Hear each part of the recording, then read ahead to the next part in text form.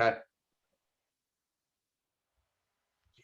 Ladies and gentlemen, kids of all ages, we've only been gone, 4 days now? 5 days? Because you were late on the damn recording. We're coming back to you at our normal Tuesday time, dropping another video. My name is Michael. As always, got my brother Franklin with me. I'd like to welcome you to the Jaggernaut podcast, and it's Jag or Not podcast. I was told that sometimes I say that a little fast. Some people may not know how to find us. Well, there you go. So on tonight's edition, I was rolling right into content and I forgot. All right, let's get that out of the way. Now I can roll into content. On tonight's podcast, we are going to cover the offensive coordinator and the defensive coordinator. We'll cover some of the other guys. I think Brian Schottenheimer we probably need to talk about, as well as we'll talk a little bit about Charlie Strong. With that being said, that's our show. That's what we got tonight. If you like us, hit the subscribe, hit the like button, drop us a comment. I don't think we got very many comments, so if we missed something or we're wrong, tell us. We'll try to cover it in another podcast. And with that, further ado, ladies and gentlemen, Franklin is up covering the offensive coordinators for you tonight. Franklin, take it away. Well, personally, I think the idea of saying Jag or not doesn't quite work for me, because we're sort of doing that play on words where it's like juggernaut, So I completely get it, but if you put it into YouTube and you don't know it's an or sitting there, it doesn't come up. Oh. Well, I think we gotta have more than like 4. We're not controversial. Are you telling me YouTube's already trying to squash us? They're already trying to silence us, man. They're trying to silence the truth. They must know I'm in this video. That's what, dude, the FBI knows you're in this video. They're watching your ass. Yeah. Okay, so we did do Urban Myer last week, and it's funny, we talked about how that show went a lot longer than what we expected. We're just going to talk about Urban Myer. For some reason, it went a lot longer than expected. So in this show, our anticipation is that we're going to be a little bit quicker, and we'll see if that works out. But we're going to try to delve into the assistant coaches, mainly into the two coordinators.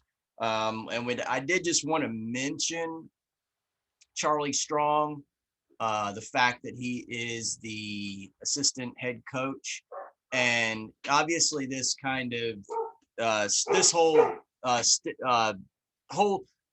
when you have a head coach, they're basically going to go and hire everybody. So what we're looking at, this staff is a staff that's compiled by Urban Myer. And that being the case, you got Charlie Strong, and Charlie Strong's relationship with Urban Myer goes back apparently quite a good ways, even before he took the Bowling Green head coaching job. And I think most people are familiar with the fact that he was Urban Meyer's defensive coordinator during his stint at Florida. So and so he's was hired, and apparently was the first hire that Urban Myer made. And I guess that's kind of his right-hand guy who's come in and try to help him in interviews with the other guys and this sort of thing. So what I want to do is just throw out the offensive coordinator and try to highlight a couple things about this guy. Honestly, I didn't know much about Darryl Bevell. I'm familiar with the name, and honestly, that's about it. I mean, when you watch certain, various different games throughout the year, you hear about other coaches every now and again, and his name is sort of floated out there once or twice. So I had really no clue who this guy was. And so what I wanted to do was sort of just delve into him and give you a little bit of background. So as far as offensive coordinator goes, I was a little surprised to realize that this guy goes back to the 2006 season with the Minnesota Vikings. And kind of an interesting history in the respect that if I sort of did go through the numbers a bit, looked at the amount of points scored, and in his tenure, he's not bad. His points scored tends to go up the second year that he's the offensive coordinator. I was surprised that in his second year as the OC with the Minnesota Vikings that he had about 365 points total scored. The Vikings did, which was 15th in the league. And he did that with Tavares Jackson at quarterback. The next year, 379, and that was 12th in the league, and that was with Gus Frerotte. So to me, he's gotten production out of various different players. He's had stints where he had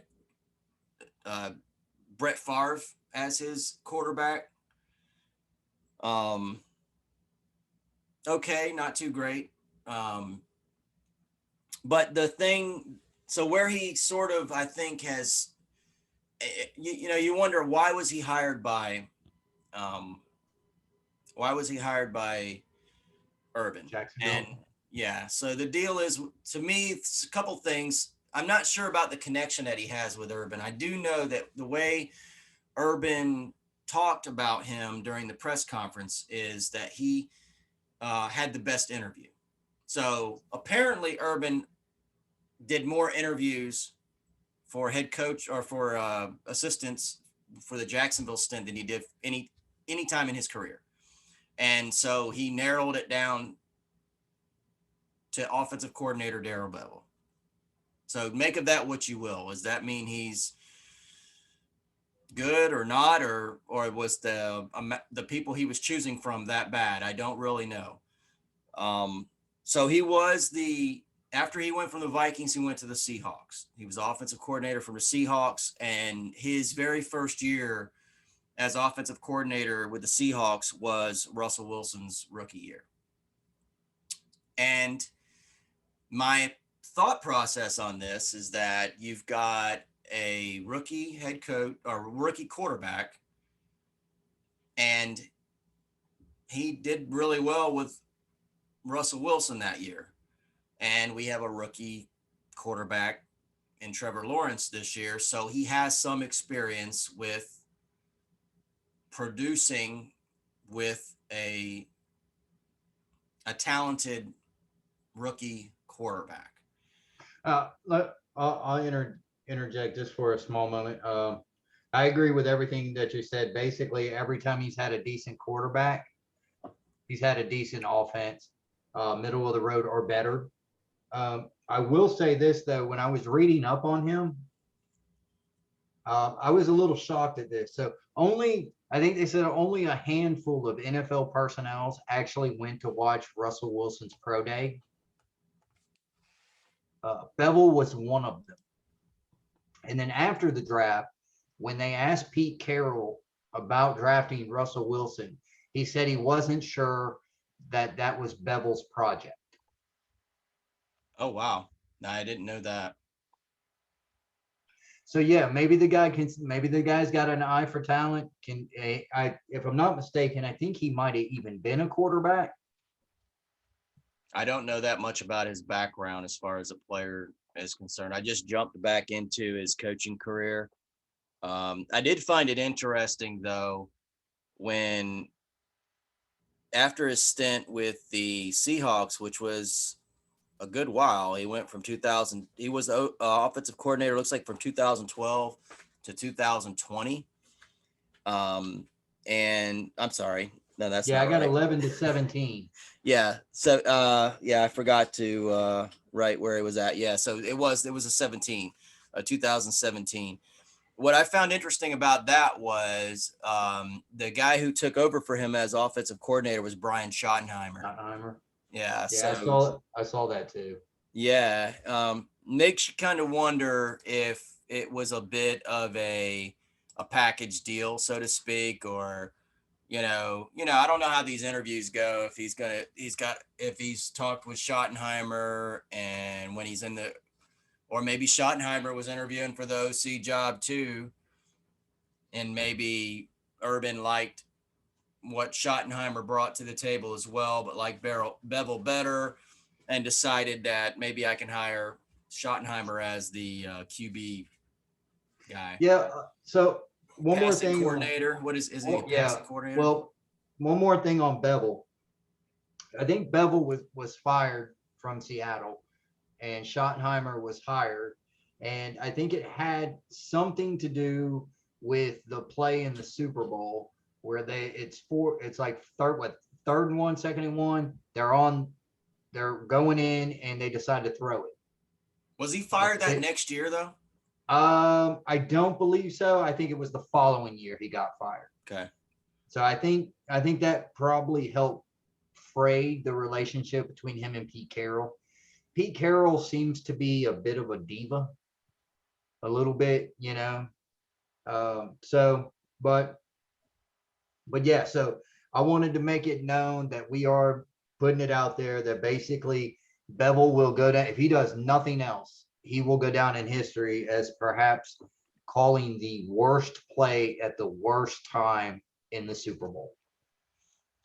People say that, but if it had worked, nobody would have batted an eye about it. Yeah, but you got Marshawn Lynch. I get it. I mean, that's what everybody, you rode Marshawn Lynch all the way down the field. They hadn't stopped him at all. I think they stopped him on first down. But you got Marshawn Lynch. He's a bulldozer. You could have ran it 3 times. So, but anyway, I wanted to make sure I brought that up. You're right. He got fired, and then they hired Brian Schottenheimer. Yeah, that would have been a big faux pas on my part if I was to go over Darryl Bevell's career so far up until this point and not have mentioned that Super Bowl call. I will say also what I noticed is outside of Detroit, everywhere he went, he made them better for 2 or 3 years, I will say. Yeah. And then it seemed like it just either he didn't change his scheme or he didn't adapt or something, I'm sure happened, but then it seemed to just tank. Yeah, I noticed that same pattern, and I don't know if that's something that's just sort of typical of the NFL, the coaching scheme, maybe people catch up to it, maybe the players, something happens, the roster turns over and the same guys can't quite run that scheme. I'm not sure how that plays out, but I did see that pattern taking place. He does seem to be able to, he's had good rushing success. The problem I see though is that you don't quite know whether it's him or whether it's the players, because he was the beneficiary of having Adrian Peterson and Marshawn Lynch as his running backs. So it's hard to, offensive coordinator is one of those positions where when you mess up, everybody blames the play call. And I'm one of those people that blames the play call, but I feel like I'm a little bit more balanced, because even when the play succeeds, sometimes I go, I don't like that call, and even when it doesn't succeed, sometimes I'll go, I like that call, so it just depends. Right. It's a very subjective. I think to properly evaluate an offensive coordinator, you essentially have to go game by game, situation by situation, and see what they call win. Which is why I honestly can't tell you a ton about Darryl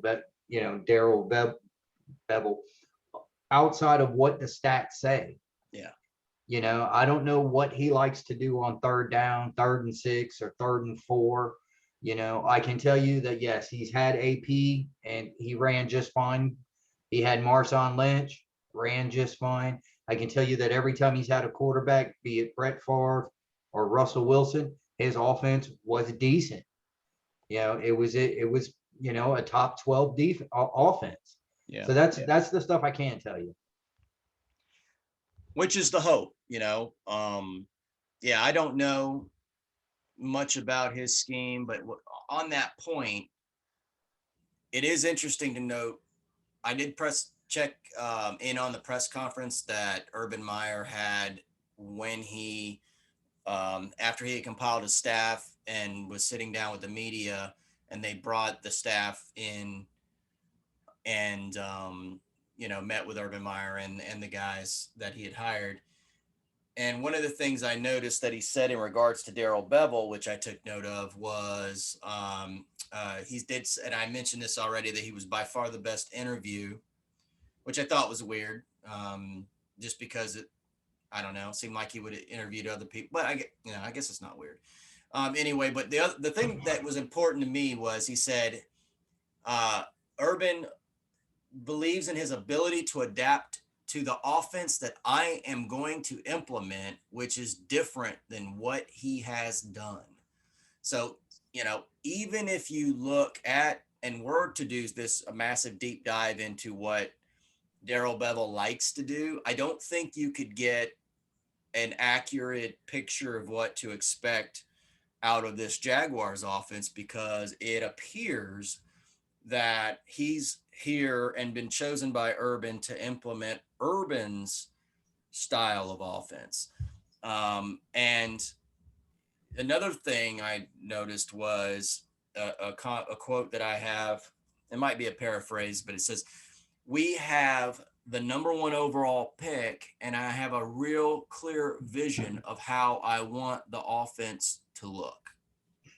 Now, So, was that Bevel or no, was I that Herb? believe that was Urban, That again, was talking Herb's. about Bevel's implementation of the offense. So it was in regards to the fact that, so he knows he's got the number one overall pick, and he's bringing Bevel in for that reason. It was this idea that I know what the offense is going to look like. I know we got the number one pick, and I trust this guy to implement my vision.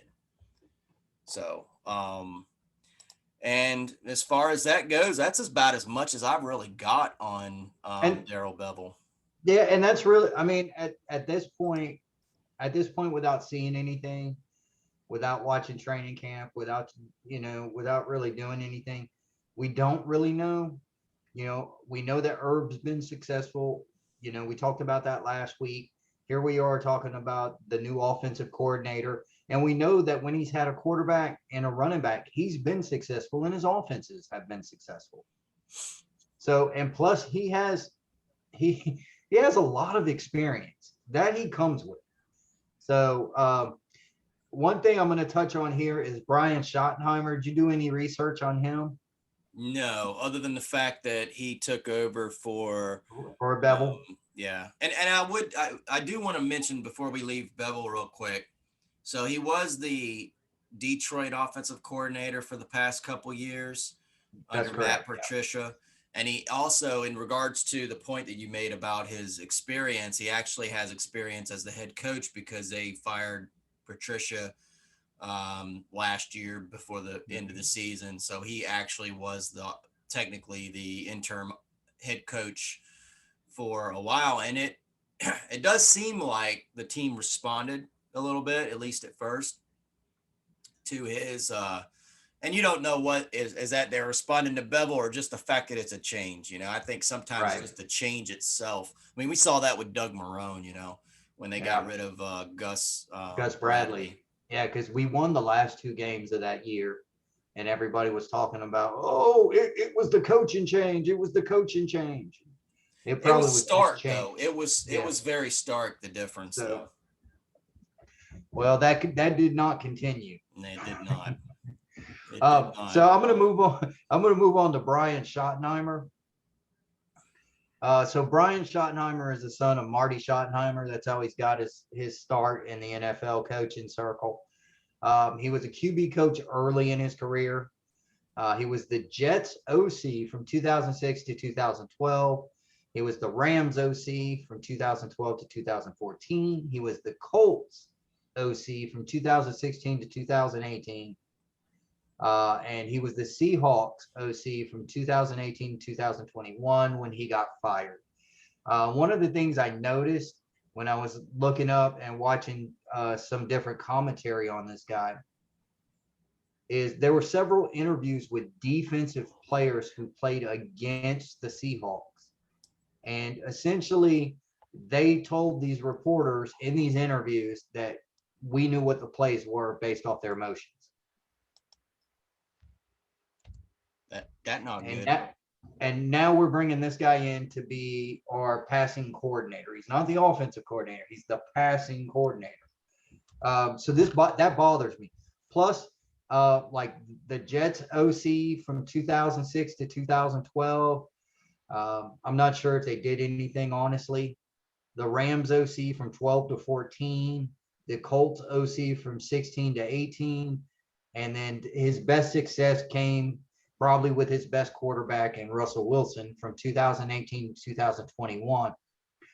He is responsible for that 5-game stretch. I think Russell Wilson threw for like 30 touchdowns and some ungodly amount of yards.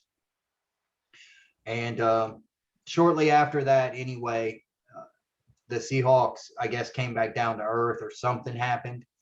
And that's when those players came out and said, no, we went back, we studied the tape, we saw these motions. And as soon as they did the motions, we knew what play was coming. So apparently defenses switched their philosophies against this guy, and this guy had no answer for it. So yeah, that bothers me. That scares me. I mean, I don't know why the hell he's here. Well, the one thing that I think that you look at and say, you're not bringing in this guy to be the X's and O's guy. You're bringing in Bevell to do that, but only to implement it. And actually, if we're to believe what we're being told, Urban is the X's and O's guy, that the philosophy is his and his alone. And it's Bevell's to digest and call as it, the game lays out, and Schottenheimer's. So do you recall there ever being a passing coordinator somewhere else? I feel like I've heard the term before. Yeah, I'm sure like we didn't make it up. Somebody else had one, but Yeah. I can't recall who they were and what they did. I don't know exactly how much his hands are going to be in this cookie jar. I imagine it's going to be something.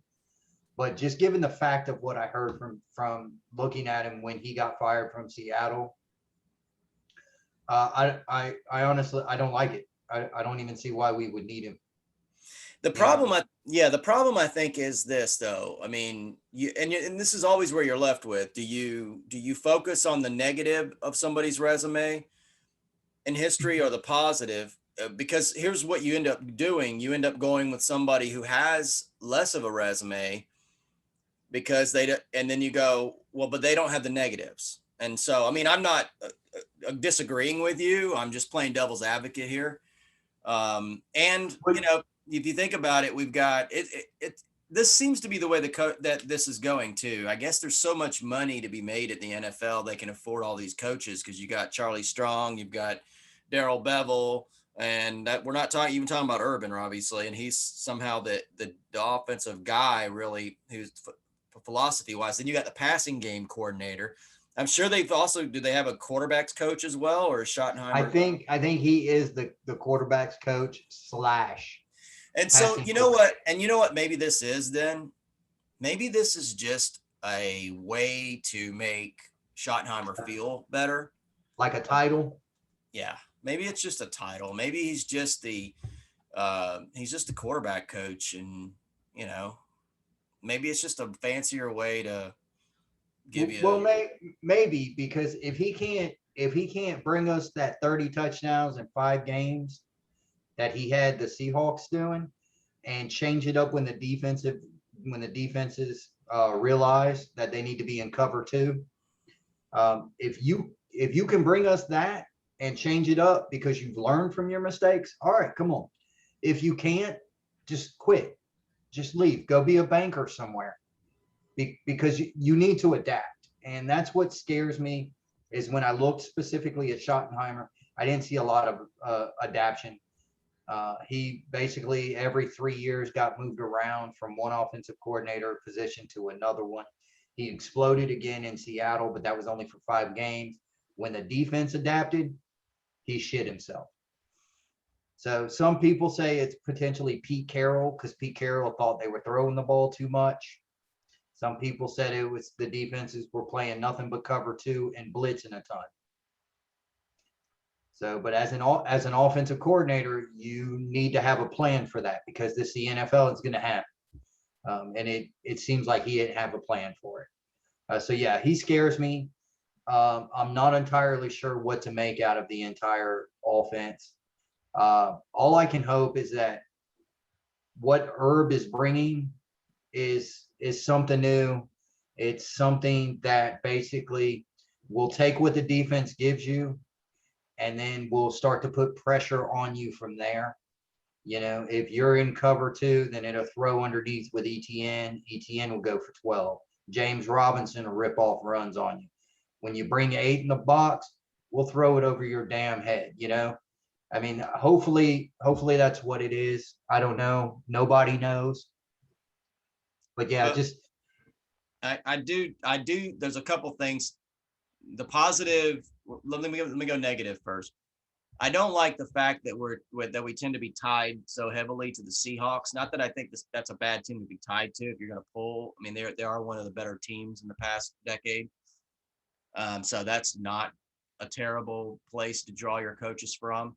But I'm not super comfortable with that. You know, I'd feel a little bit better if we were getting our guys from all over the place, because then I would feel like we're getting the guys that are the best out there, as opposed to just going, who can we get from that team that was good that one year? You know, right. that's almost like, I don't know if that's what's going on. It could be coincidence, but, and and I say that because you got Bevell, who's very Seahawk as far as his resume, and then Schottenheimer was the next guy up in Seattle, and then not only that, but then the special teams coordinator is from Seattle as well.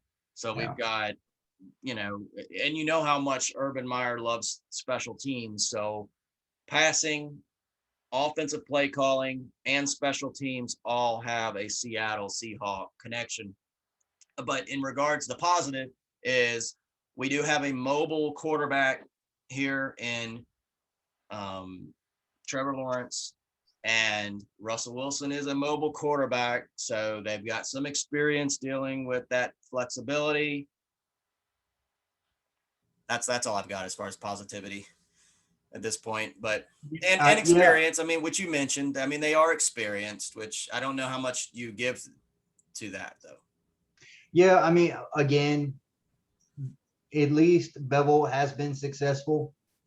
You know, I mean, he's went to 2 Super Bowls. He went to 3 3 or 4 NFC championships. So he's won the division, 2 different division crowns, I think 3 times. So he's been successful. So my problem isn't with Bevell per se, although I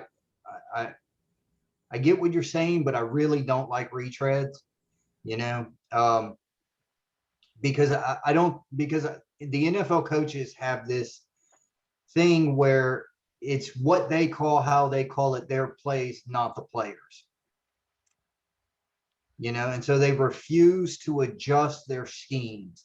And we've seen it probably more here than any other team.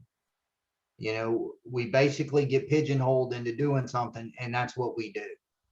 Well, not to bring back the Urban Myer conversation, but I know that last episode you compared Urban Myer to Jimmy Johnson, and that was always the criticism I had of Jimmy, was that he seemed to, although he was a player's coach, he seemed to be in this mode of, we need to do this scheme. This is what wins. And we need these guys to do that. I can tell you what it is. It's the beefy offensive line.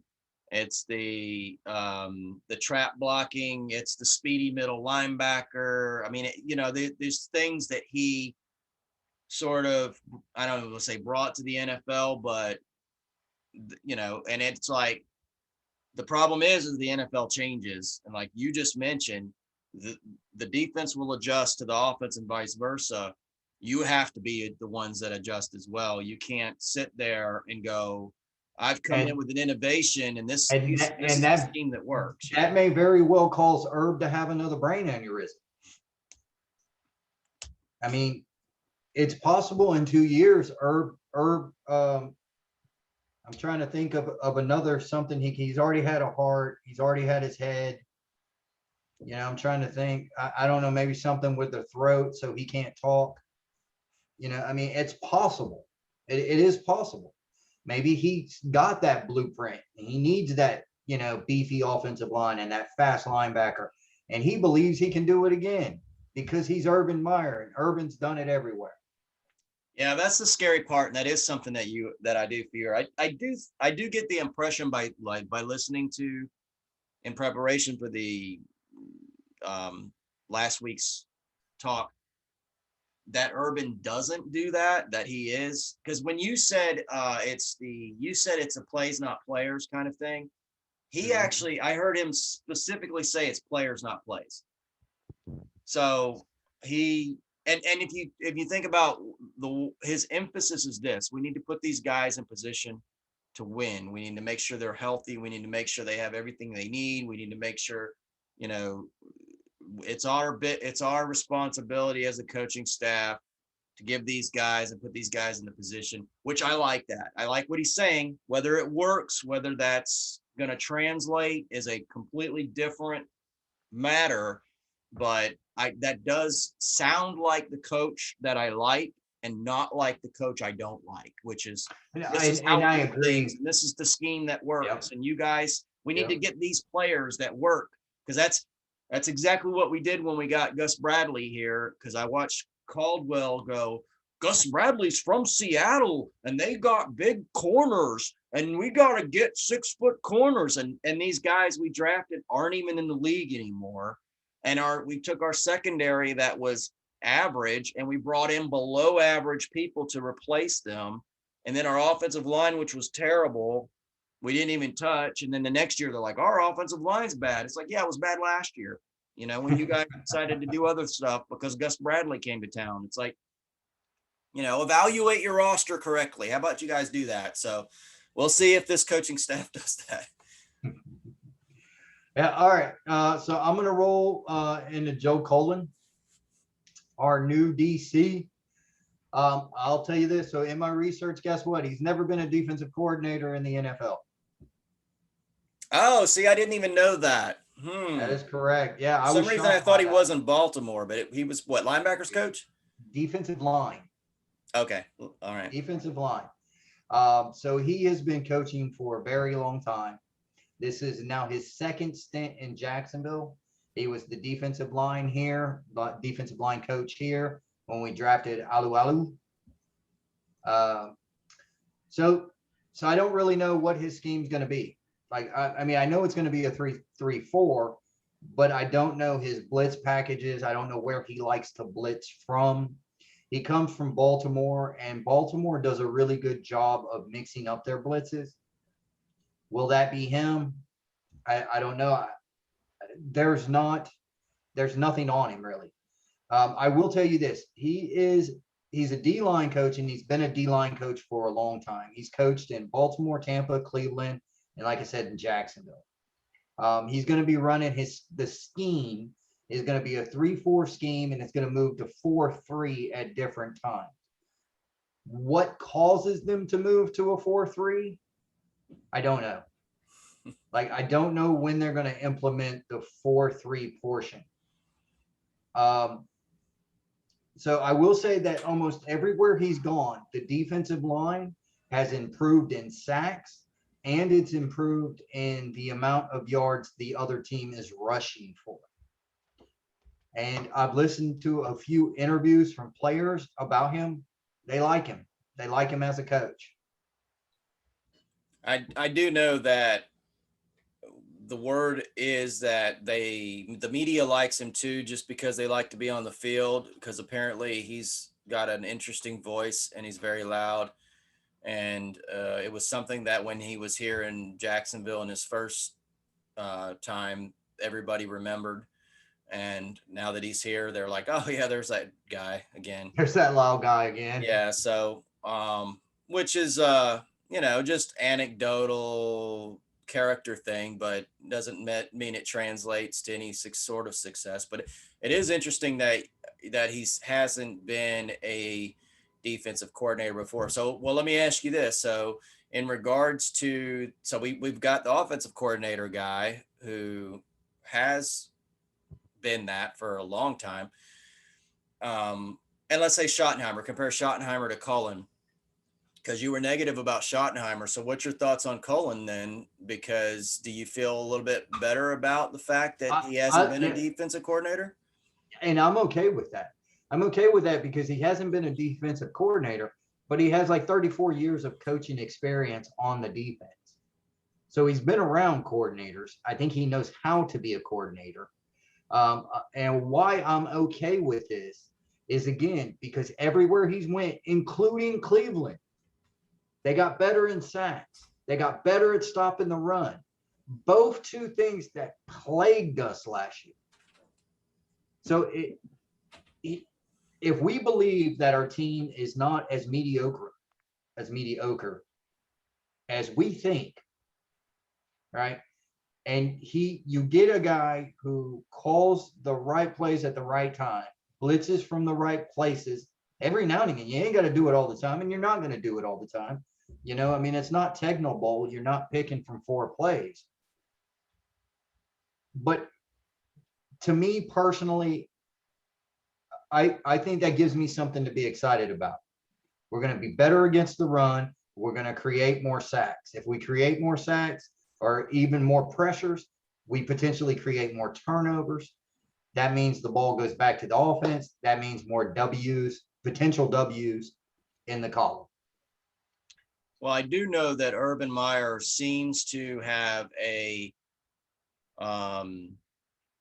seems to have it in his mind, based on what he said, that the defensive line is his focus. So that kind of goes along with the fact that, if you were going to imagine him hiring a position coach that's never been the overall coordinator, if you hear that sort of talk from the coach, and the one thing you do know is that the head coach focuses on the defensive line, and I say, well, what position do you imagine he's going to hire if he's not going to have to hire somebody who doesn't have coordinator experience? You would go, okay, defensive line. So that does. Now, well, he's been a coordinator in college, but I don't typically count college. Yeah, to me it's NFL experience. So all of his NFL experience is D-line. The other thing, I looked a little bit into Cullen, and you didn't mention this, so I will. I was under the impression he's a 3-4 guy, and that is true in the recent past. But he actually has more experience as a 4-3 defensive line coach. And I'm trying to remember where I heard that from, but it's something like 8 years to 5 years, 4-3 versus 3-4.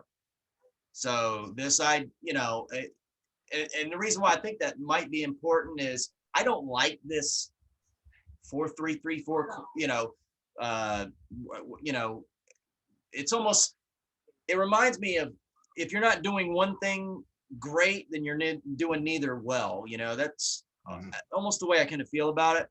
It makes me feel a little bit better to know that this guy does have some 4-3 experience at least as defensive line coach, because of the fact that, I don't know, it just makes me feel better knowing that if we're going to be doing both of these things, we have a guy who has experience with doing both of these things, that maybe he'll pick the right times. And it's I think it will be interesting to, and I don't even know how we find out, other than the fact that maybe we wait till the season starts and we start seeing when this stuff comes out. I think that's what we're going to have to do. I think we're just going to have to sit back, bide our time, and just wait for the season to start. And then we'll start noticing where they line up in certain situations. And we'll be like, okay, expect a 4-3 here. Boom, there it is. Okay, he likes it in this specific situation. Without being able to talk to him, or even Urban Myer, and say, okay, you're talking about bringing in a 4-3 at times too. What are those times? You know, and I'm not sure they would tell us. Yeah, that's what I was gonna say. I mean, even if even if you got the chance to ask the question, I don't know that I don't think I'd tell you. Be like, I wouldn't tell you know, me either. I'd I'm be gonna like, let watch them it on figure it TV. out at least. Yeah. I'd be like, watch it on Get half a TV. season in, before they. I'm So, just not gonna tell people, but yeah, I'm positive about the defense. I think the defense is going to be okay. Is it going to be a top 10, top 15 defense? Probably not.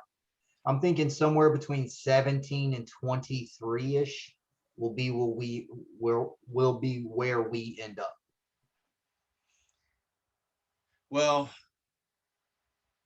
we talked about the fact that I am in the mindset that this team will Is be going to around win. 500. Yeah. Okay.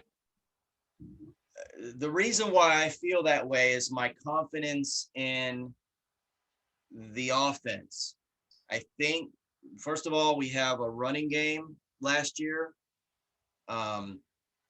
We have Trevor Lawrence coming in. I do believe we've got some weapons on the outside, except for tight end, which, by the way, before that reminds me, there was a comment I saw in regards to looking into Darryl Bevell that he likes to use tight ends, which is Oh, really? yeah. So it's Okay. like, you come to the wrong I place here, Bucko. I think I read something about Schottenheimer, and I don't remember, but I thought it was saying that they didn't favor the tight end. But Wow. I'm So not that was on sure. Bevell too? I'm not sure, man. I mean, And sometimes you get to reading and you yeah, read so much, and it sort of gets a little convoluted.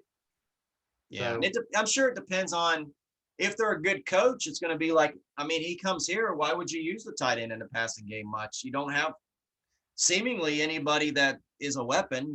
There's no mismatches out there, so you wouldn't tend to try to yeah, I exploit mean, the. honestly, I would use it sparingly and hopefully when the defense least expect it. Going to bust out the Tebow secret weapon on. Hey, if it works and they're not looking for it, Yeah. I'm cool. Well, I mean, back to the point I was making is I just feel a little bit more confident in the offense getting going and this transition than I do the defense, because I've just first the defense needs more work. It was clearly the worst of the two main units last year. And I think when you bring in a guy like Trevor Lawrence and an offensive coordinator like Urban Myer, or offensive minded coach like Urban Myer, I I don't have a hard time envisioning some decent amount of success on that side of the ball. If you feel confident somewhat that they'll be average, I mean, I like that. I mean, if we can be average, I'll take that on defense right now, because this is a transition year, and we're going from 4-3 Yeah, to I mean, 3-4, and like I like Malcolm Brown. I think he's going to help. I think Roy Robinson Harris is going to help. I think both of those guys are going to be pretty good against the run. We got Smoot, who can play big end. I think he's going to be okay against the run. We have some okay backup. I mean, we don't have superstars, but we have bodies, and some of them have shown that they can play. I'm expecting decent stuff from Chase on. And the reason why, again, is because he played 3-4 outside linebacker at LSU when he was tearing it up. I'm expecting him to be better at pass rushing this year. What Josh Allen can play both ways. He can play with his hand on the ground and be just as good as playing back. And I'm expecting probably double-digit sacks from him. And I then like Josh Allen. and I'm a little worried about 3-4, him in 3-4, but I do think you got nothing to lose with Chase on at 3-4, because he looked awful last year at 4-3. for most of last year, yeah, I agree. I think our secondary's improved. I think our secondary was bad last year. Yeah. So I think our secondary's improved. I think our linebackers, of course. Now you're talking about Miles Jack, Schobert, Josh Allen, and Caleb on Chase. There's our starting four linebackers. That's, to me, that looks like a pretty solid one. If not average, not not bottom of the barrel. Well, You know, you stop the run, that changes defense generally. I mean, that was 2 years in a row where we couldn't stop the run. So not only was the book out coming in this season, they didn't change the writing in the book. I mean, it was like still yes, the same thing. And when you do that, I mean, to me, if you have a weakness that is broadcasted for the whole league, and it's that one to where your offense is off the field, your defense is constantly on the field, tired, it's a recipe for a losing season. So, yeah, I mean, to the point you're making, man, if we could just stop the run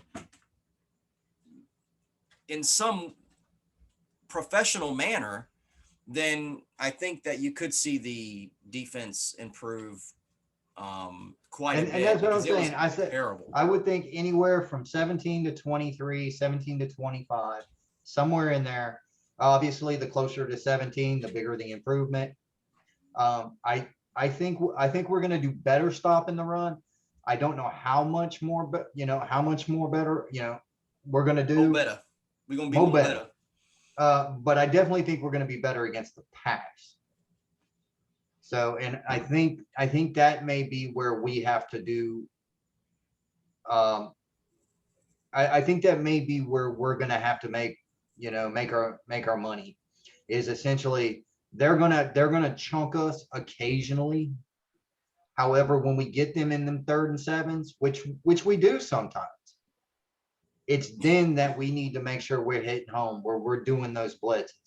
And that's what I think. I think we're going to blitz a lot more than what we did under Todd Oh Wash. my gosh, if we don't, So, and I think we're Wash going to was blitz. awful. Like when We're he going to blitz blitzed, I was safeties. like, yes, a Yes, like we're going blitz. to blitz safeties. We're going to blitz corners. We're going to blitz ends or linebackers. We're going to blitz, middle linebackers. I didn't even If see this, them show blitz. Like I'd love to just, if you're not gonna blitz, at least fake it. Do that. I mean, so I think we'll at least be doing some more of that. I think it might be a little bit harder to, yeah. But and I mentioned this last episode, but Urban likes the 3-4 because he feels like it causes you to be able to do different things and catch the offensive line, and in one-on-one moments that, it gives you more flexibility on the defensive line, essentially. So yeah, and again, I think that's going to help. Yeah, I agree with you. I'm looking at a vast improvement from the offense just with the addition of a star caliber quarterback. I think we got pretty good receivers. I love our running backs. If our line can hold for damn 5 seconds, 5 seconds, 5 seconds, you asking a lot there, buddy. are you just going to do 3-step drops? No, but I mean 5 seconds. That's too long in the NFL. I think you're talking That's four too long to seconds is a cover. good time to. You So, better be. You better be that ball needs to be coming out of your hands at 4 seconds for sure. You're looking 3 to 4 seconds to get rid of that ball. I don't know. One, I think two, it's three. You gotta let that thing go, man. okay. I'm sorry. I'll go with 5 steps then. If you're getting a step in at every 0.5 seconds, then okay. But I think quarterbacks are a little bit slower than that. Anyway, they just have to hold longer. They got to protect better. And they have to allow him to be able to. I think they're going to have to protect better, longer in the beginning when he's sort of learning, adapting. I think by game 6 or 7, they can potentially just hold out for 3 seconds, and then the ball's already out because he knows where he's going. He has that familiarity, providing Cam Robinson doesn't get him killed. That's picking the right plays, having the right schemes, under A lot of that quarterback knowing helps, the yeah. correct situation. I think that's a lot of stuff that was going on last year. I think the way that, yeah, it's kind of beating a dead horse here, but I just think that the whole, and this is why I do expect some vast improvements from this team, because I think, you mentioned that we're not mediocre roster. I wouldn't go that far. We're slightly better than mediocre, I think, as a roster, but we're not 1-15. We weren't 1-15 last year roster wise. I think that all that, not all of it, but a lot of it hangs on the shoulders of that staff, that coaching staff that was preparing those guys. They just didn't. A lot of it was bad. A lot of it stunk. So Yeah, from the top down. So these guys have an opportunity, I think, they got a fresh start. They got a fresh start. Everybody's excited, clean slate. Everybody's saying the right words, whether or not that's just the sunshine time. And that, yeah, you got to be careful because that's all they're going to, even our local media, that's all they do. They just blow sunshine up your ass. So. Yeah. But I mean, and I just don't think there's a ton to be super negative about, other than the fact that we're the Jaguars. I mean, but what you got to put that aside at some point. You can't go, oh, we're going to suck again. You can't have that. I mean, you got to evaluate what you see. And it's like, okay, I think, reasonably speaking, I think we can be, I don't know, in the top, I wouldn't say top third, but somewhere close there in offense. And if we can get anywhere near the middle of the pack on defense, that's all I'm looking for. We're not looking for. Yeah. You know what that's called, Frank? That's called a decent football team. Yeah. Yeah. Professional football team. Yeah. Yeah. Professional football team. We've been rumored to have one for a while now, but we only get one like every 7 years. Yeah. It's like leap year. Maybe that's it. Maybe that's what we're missing. We only come out and play on leap years. Yeah, well. Sort of makes sense. Hey, it's a new era. Yeah. Yeah. All right. I'll let you roll out with some positivity. Yeah, there you go. All right. Well, ladies and gentlemen, I believe that's our show for tonight. Frank, do you have anything to add? Nope. That's all right. All right. So let's try to close this off a little bit better. Ready? Duval. Thank you for joining us. Bye. See y'all.